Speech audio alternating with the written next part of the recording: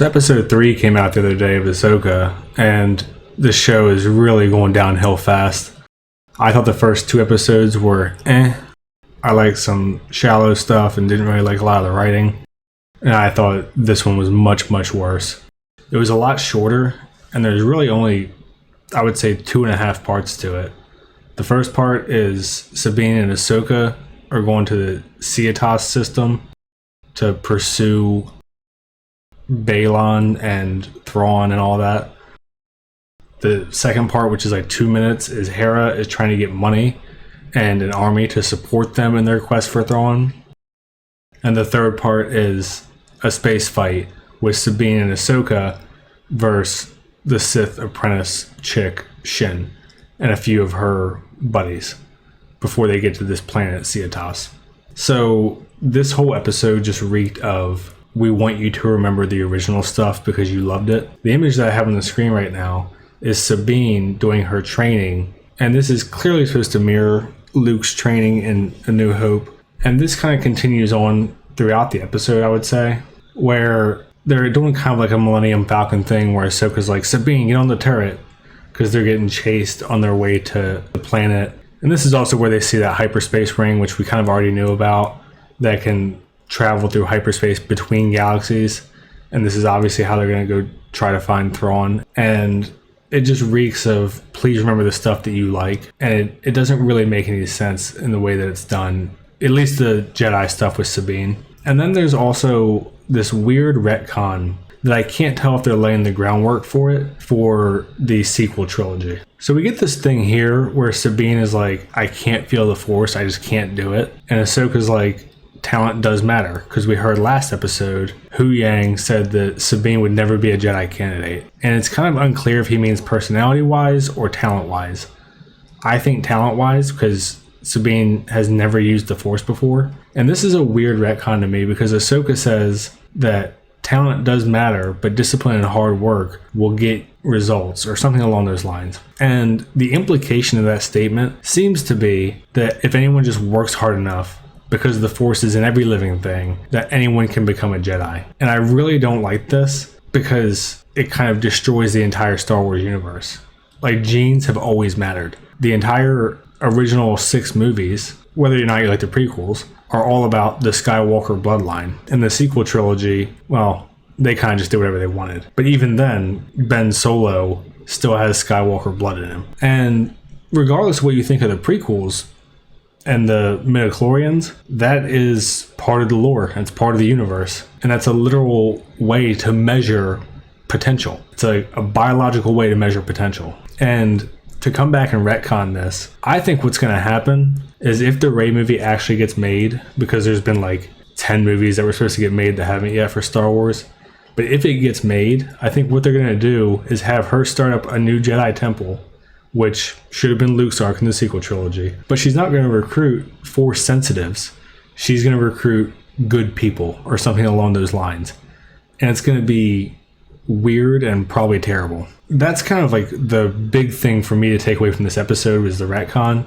And the other big thing is obviously the space battle, which was just terrible. The first part of the space battle is okay. I didn't really like it because they had 6 of these ships on them, and they had a long way to go to get to this planet in the hyperspace ring. But they're just kind of out in the open. Like in the old Star Wars, I feel like they were, trying to use the size of the ships to their advantage by flying close to the big ones or asteroids, even though they were closer than they would be in real life or whatever. They're just out in the open. And Ahsoka's going to be a good flyer because she's got the Force. But still, like, out in the open, they should kind of be a sitting duck. It's fine. It's not terrible. But the terrible part is when they get close to this hyperspace ring, which is going to help them find Thrawn, that hyperspace ring has giant turrets on it and just blast them. So they're dead in space. So Ahsoka walks out onto the side of the ship. She has a spacesuit on with lightsabers and says, I'll distract them, Sabine, you fix the ship. So they fly so close that she's actually able to cut one of these ships in half instead of them just sitting there